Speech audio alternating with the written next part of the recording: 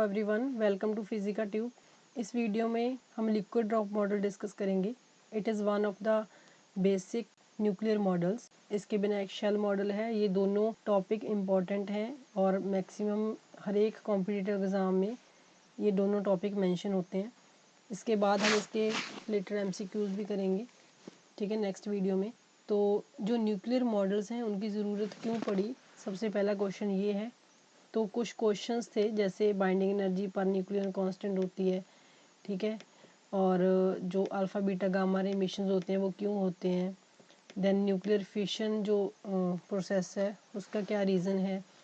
कुछ न्यूक्लियाई हैं जिनके एटॉमिक नंबर्स 2, 8, 20, 28, 50 ऐसे एटॉमिक नंबर हैं। They are more stable as compare to other nuclei. So these some questions are unanswered. तो इन क्वेश्चंस को आंसर करने के लिए कुछ न्यूक्लियर मॉडल सजेस्ट करे गए, ठीक है, and liquid drop model is one of them. और रीज़न क्या था इसका कि जो न्यूक्लियस है it is spherical in shape like the drop of a liquid. जैसे इस पिक्चर से भी आपको ये चीज़ क्लियर है। तो लिक्विड ड्रॉप और न्यूक्लियस के बीच में काफ़ी सिमिलैरिटीज़ होती हैं, या फिर हम बोले एनालॉजीज़ होती हैं। उसके बेसिस पे हम न्यूक्लियस को लिक्विड ड्रॉप जैसे कंसिडर करते हैं। तो कुछ पॉइंट हम डिस्कस करते हैं। जैसे हमें पता है कि जो लिक्विड ड्रॉप है उसकी शेप स्फेरिकल होती है। That is because of the surface tension which acts toward the centre. और सिमिलरली जो न्यूक्लियस है that is also spherical in shape because of the nuclear forces. तो ये पहली सिमिलैरिटी हो गई। Second point is that similar to the liquid drop density of nucleus is independent of its volume। क्योंकि density जो है that is mass upon volume. अगर volume increase होगा तो मास भी इंक्रीज होगा। दैट मीन्स कि डेंसिटी कांस्टेंट रहेगी। और दूसरा पॉइंट है कि जो न्यूक्लियर मैटर की डेंसिटी है that is same for all the nuclei. तो जितने भी न्यूक्लियाई एग्जिस्ट करते हैं उनके अंदर जो न्यूक्लियर मैटर है that is protons and neutrons, उनकी डेंसिटी सेम रहती है। बट अगर हम लिक्विड ड्रॉप की बात करें, अगर लिक्विड ड्रॉप का नेचर चेंज हो जाए तो वहाँ पे डेंसिटी चेंज हो जाती है, क्योंकि एक लिक्विड ड्रॉप के अंदर डिफरेंट मॉलिक्यूल्स होंगे, दूसरे के अंदर डिफरेंट मॉलिक्यूल्स होंगे, दोनों का नेचर अलग है, तो दोनों की डेंसिटी चेंज हो जाएगी, but it will remain independent of its volume. Third point जो है दैट इज़ कि जब भी टेम्परेचर इंक्रीज होता है the liquid drop starts evaporating, ठीक है, मॉलिक्यूल्स जो हैं वाइब्रेट करते हैं और इवेपोरेशन होती है। सिमिलरली जो न्यूक्लियस है उसके अंदर जो न्यूक्लियंस हैं, if there are random collisions between the nucleons, तो उस केस में भी जो न्यूक्लियस है इट रिलीजेस सम एनर्जी और there is escape of some nucleons, जिसको हम रेडियो एक्टिव डिके बोलते हैं। अगर कुछ न्यूक्लियंस एस्केप हो जाएं then it is called alpha decay और बीटा डिके। अगर सिर्फ एनर्जी रिलीज होती है that is called gamma ray, ठीक है। और जो लास्ट सिमिलैरिटी है that is the phenomena of nuclear fission. ये इसको हम on the basis of liquid drop explain कर सकते हैं। जैसे लिक्विड ड्रॉप में अगर वाइब्रेशंस होती हैं then the liquid drop can take prolate shape, oblate shape, तो उसकी ऐसी डिस्टॉर्शन जो है शेप में होती है। सिमिलरली न्यूक्लियस के केस में भी there are oscillations and there is interplay between the nuclear forces and the electrostatic forces. क्योंकि न्यूक्लियस के अंदर प्रोटॉन एंड न्यूट्रॉन होते हैं और प्रोटॉन्स के ऊपर पॉजिटिव चार्ज होता है, तो सारे प्रोटॉन्स के बीच में कोई फोर्स लगेगी, इलेक्ट्रोस्टैटिक फोर्स, ठीक है। और वहाँ पे क्या होगा कि अगर जो एक्सटेंट ऑफ डिस्टॉर्शन है वो ज़्यादा हो गई, उस केस में जो न्यूक्लियस है इट कैन स्प्लिट इनटू 2 और more than 2 parts, that is called nuclear fission.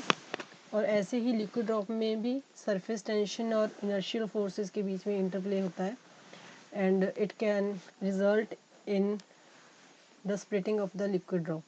तो इस ऐसे हम जो न्यूक्लियर फिशन है that can be explained with the help of liquid drop model. The liquid drop model that was proposed by Niels Bohr, और this model is based upon the fact कि जो molecules हैं in the liquid they are held together by the short range intermolecular forces and those forces are called coherent forces। Drop के case में उन forces को बोलते हैं coherent forces. And liquid drop की जो डेंसिटी है that is constant and very high. तो कुछ अजम्पशंस हैं लिक्विड ड्रॉप मॉडल की, वो काफ़ी सिमिलर हैं, जो हमने अभी सिमिलैरिटीज़ की बात करी हैं वैसी ही हैं कि जो सारे न्यूक्लियई होते हैं they behave like the incompressible drop of liquid. ठीक है, दूसरी असम्पशन होगी कि जो न्यूक्लियस है वो स्फेरिकल है शेप में। तीसरी असम्पशन है कि जो डेंसिटी है लिक्विड ड्रॉप की that is constant and independent of size और shape of the liquid drop. And चौथी जो असम्पशन है दैट इज़ की binding energy per nucleon is constant like the latent heat of vaporization of liquid. ठीक है, वो भी कांस्टेंट होती है। Similarly binding energy per nucleon constant होता है। तो ये कुछ असम्पशन है जो सिमिलैरिटी के बेसिस पे हमने कुछ पॉइंट लिखे हैं। ठीक है, और यहाँ पे जो डेरिवेशन है that is the semi empirical mass formula which is based on the liquid drop model. तो हमें पता है कि जो बाइंडिंग एनर्जी है न्यूक्लियस की उसका ये फार्मूला है, क्योंकि Z प्रोटॉन्स होते हैं और M भी मास ऑफ प्रोटॉन है। इनको अगर मल्टीप्लाई कर दें तो ये प्रोटॉन का मास आ गया, ये न्यूट्रॉन का नंबर है, ये न्यूट्रॉन का मास है तो ये न्यूट्रॉन का टोटल मास आ गया, and minus this is nuclear mass, and if it is multiply by C square this is binding energy. ठीक है, because E is equal to MC square. ये रिलेशन आपको पता है, आइंस्टाइन मास एनर्जी रिलेशन।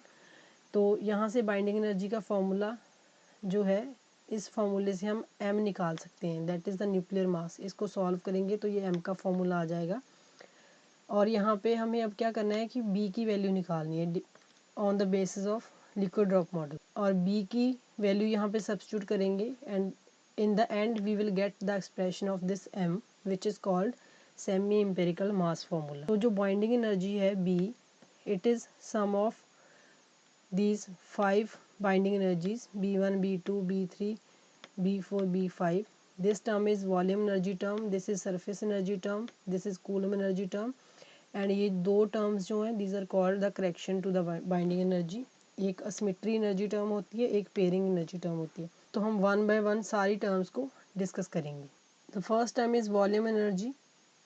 हमें पता है कि binding energy per nucleon B/A it is constant।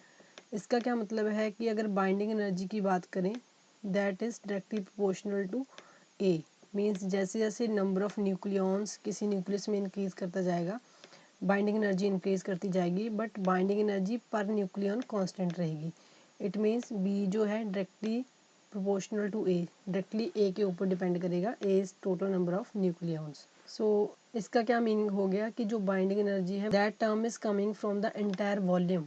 क्योंकि अगर हम सारे न्यूक्लियॉन्स ले लें, एक न्यूक्लियस के अंदर A न्यूक्लियन है, सारे न्यूक्लियन की बात कर रहे हैं, तो इट मीन्स कि ये जो कंट्रीब्यूशन है ये वाली टर्म जो है volume energy term it is coming from the entire volume, तो इसलिए इसको वॉल्यूम एनर्जी बोलते हैं। और प्रोपोर्शनलिटी साइन हटा के हमने कांस्टेंट लगा दिया यहाँ पे AV। ठीक है, तो वॉल्यूम एनर्जी टर्म मीन्स कि हम न्यूक्लियस के एंटायर वॉल्यूम की बात कर रहे हैं।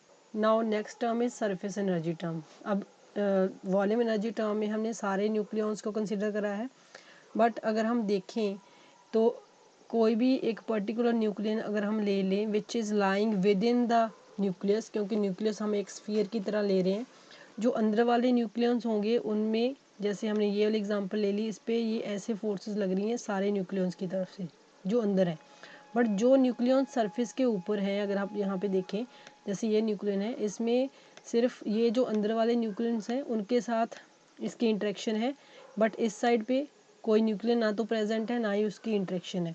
तो जो सरफेस के ऊपर जो न्यूक्लियंस प्रेजेंट होंगे, ठीक है, उस केस में हमने यहाँ पे ओवर एज्यूम कर लिया है वॉल्यूम एनर्जी टर्म में, क्योंकि हमने सारे वॉल्यूम को कंसिडर करा है, बट क्योंकि सरफेस के ऊपर भी कुछ न्यूक्लियंस प्रेजेंट हैं जिनके ऊपर वैसी न्यूक्लियर फोर्सेस नहीं लगेंगी जो विद इन द वॉल्यूम लग रही हैं, तो इट मीन्स कि हमने ये चीज़ें ओवर एज्यूम करी हैं and we have to reduce this factor. तो ये फैक्टर जो है that is proportional to the surface area of the nucleus, और न्यूक्लियस क्योंकि स्फीयर है तो B2 is directly proportional to 4πr²। R यहाँ पे रेडियस है और R की वैल्यू हमें पता है R0 A⁻1/3। ठीक है, यहाँ पे सब्स्टिट्यूट करेंगे तो R0² A⁻2/3 आ गया। इट मीन्स कि जो B2 है that is directly proportional to A⁻2/3, क्योंकि बाकी टर्म्स कांस्टेंट हैं, और अगर हम प्रोपोर्शनलिटी हटा देंगे we will get this factor AS। और जो नेगेटिव साइन है यहाँ पे, दिस इज़ रिप्रेजेंटिंग कि जो हमने ओवर एज्यूम करा है वॉल्यूम एनर्जी टर्म में, ठीक है, फैक्टर AS। और जो नेगेटिव साइन है यहाँ पे, दिस इज़ रिप्रेजेंटिंग कि जो हमने ओवर एज्यूम करा है वॉल्यूम एनर्जी टर्म में, ये सरफेस एनर्जी टर्म वहाँ से उस टर्म में से रिड्यूस हो जाएगी, ठीक है, इसलिए यहाँ पे नेगेटिव साइन आ गया। Next third term is coulomb energy. जैसे कि नाम से क्लियर है कि जो चार्ज्ड पार्टिकल होंगे उनके बीच में कूलम इंटरेक्शंस होगी और वहाँ से कूलम एनर्जी टर्म आएगी। और न्यूक्लियस के अंदर जैसे यहाँ पे ये रेड कलर में जो शो कर रहे हैं, these are protons and these white colour are neutrons. तो प्रोटॉन्स के बीच में, क्योंकि सबके ऊपर पॉजिटिव चार्ज है, वहाँ पे एक इलेक्ट्रोस्टैटिक रिपल्शन फोर्स होगी, प्रोटॉन्स के बीच में लगेगी, ठीक है।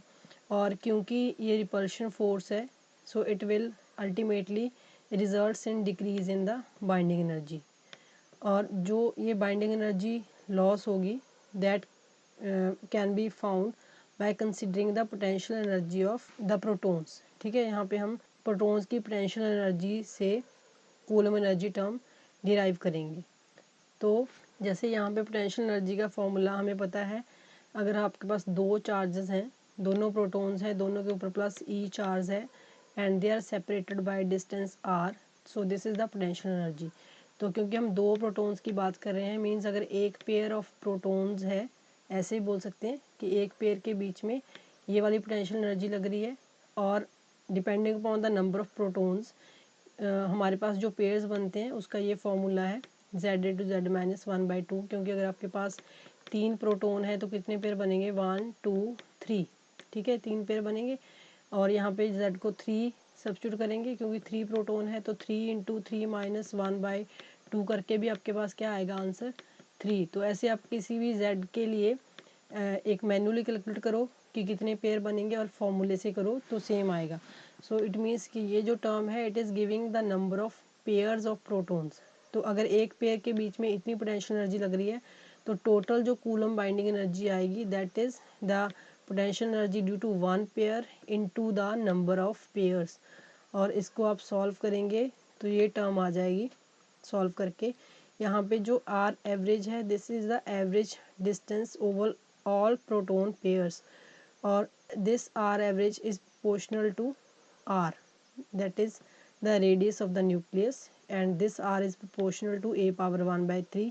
ये हमें पता है, इसलिए हम यहाँ पे A⁻1/3 लगा देते हैं और यहाँ पे इसको प्रोपोर्शनलिटी फैक्टर लगा देंगे। एंड प्रोपोर्शनलिटी फैक्टर हटाने के बाद हमारे पास ये कांस्टेंट आ गया AC, और यहाँ पे नेगेटिव साइन आएगा क्योंकि ये कूलम एनर्जी टर्म है और यहाँ पे रिपल्शन हो रही है प्रोटॉन्स के बीच में, इसलिए ये वाली जो बाइंडिंग एनर्जी होगी, कूलम बाइंडिंग एनर्जी, ये टोटल बाइंडिंग एनर्जी में से माइनस हो जाएगी, ठीक है। It is proportional to A⁻−1/3। तो अब तक हमने 3 टर्म्स की बात करी है, और अगर आप ग्राफ देखें तो ये वॉल्यूम एनर्जी टर्म आएगी, दैट इज़ पॉजिटिव, और ये वाली जो टर्म है दोनों, surface energy and coulomb energy, दोनों नेगेटिव हैं, ठीक है। और दोनों टर्म्स को अगर वॉल्यूम एनर्जी टर्म में ऐड करके ग्राफ बनाएं तो ये आपकी resultant binding energy per nucleon आ गया, ठीक है। तो ये जो कर्व है, that is quite similar to the binding energy per nucleon curve, ठीक है, जो हमें पता है। एंड यहाँ पे आयरन जो है, इसकी बाइंडिंग एनर्जी पर न्यूक्लियन सबसे ज़्यादा होती है। अब इसके बाद 2 फैक्टर्स और हैं जिसको हम करेक्शन टर्म्स बोलते हैं, वो हम इस total energy B1 + B2 + B3 जो आई है उसमें ऐड करेंगे, ठीक है।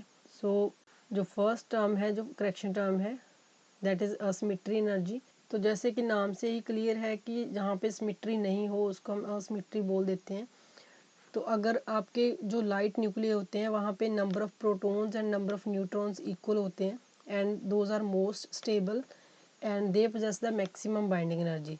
बट जैसे जैसे हैवियर न्यूक्लियर की तरफ हम जाएंगे तो जो N है, that is always greater than Z, means number of neutrons is always greater than number of protons, ठीक है।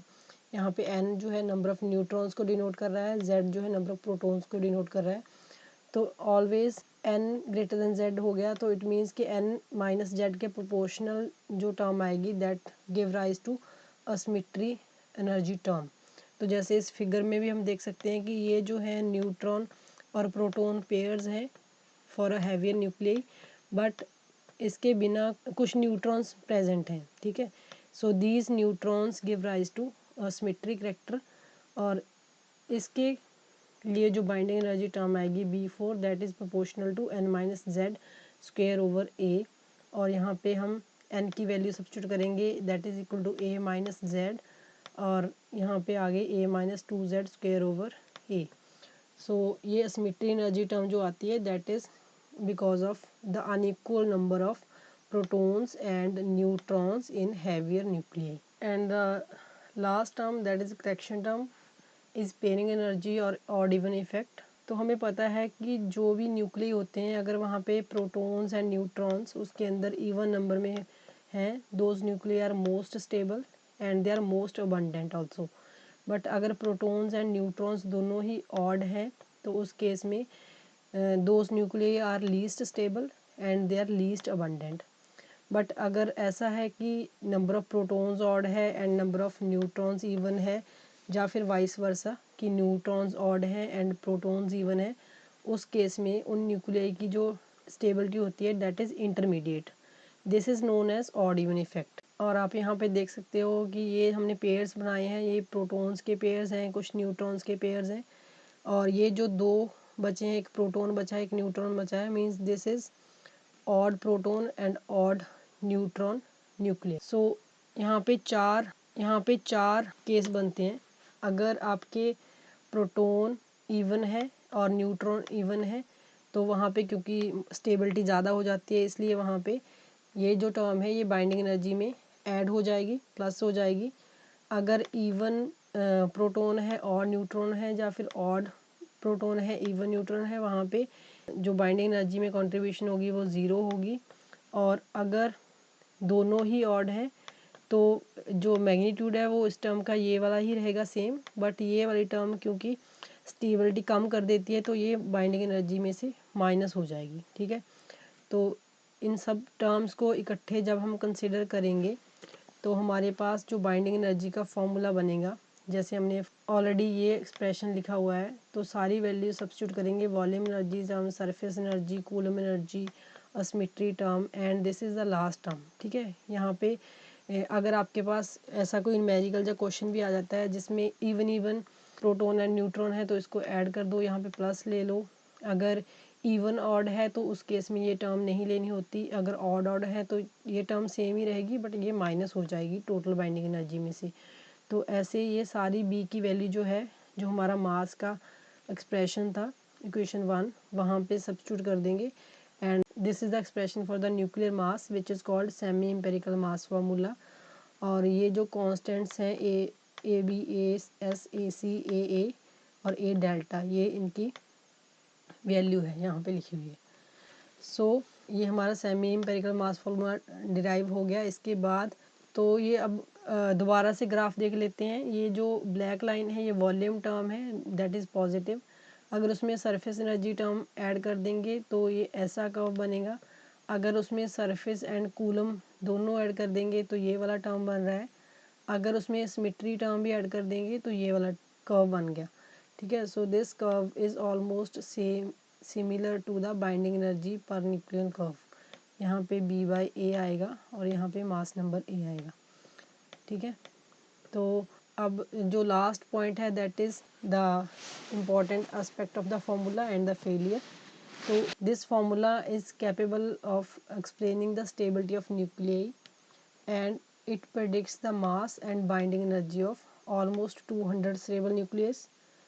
and second thing is कि ये nuclear fission को explain कर सकता है, and it also predicts the emission of alpha beta particles and in the radioactivity। तो ये कुछ पॉजिटिव पॉइंट हैं इस मॉडल के। और जो फेलियर हैं वो हैं कि जो ये मॉडल है it can not explain the nuclear spins and magnetic movements, जो कि नेक्स्ट हम मॉडल करेंगे शेल मॉडल। उस शेल मॉडल ये चीज़ें एक्सप्लेन कर सकता है। और ये जो न्यूक्लियस की एक्साइटेड स्टेट होती हैं, ठीक है, it is not able to explain those excited states. And next and third failure is कि कुछ न्यूक्लियस होते हैं जिनका जो एटॉमिक नंबर है 28, 20, 50 80 to 126 ऐसा होता है, वो मोस्ट स्टेबल होते हैं। उनकी जो एक्स्ट्रा स्टेबिलिटी है वो लिक्विड ड्रॉप मॉडल एक्सप्लेन नहीं कर सका। So these are some failures of the liquid drop model. So that is all about the liquid drop model. In next video I will discuss MCQs on the basis of liquid drop model. Thank you.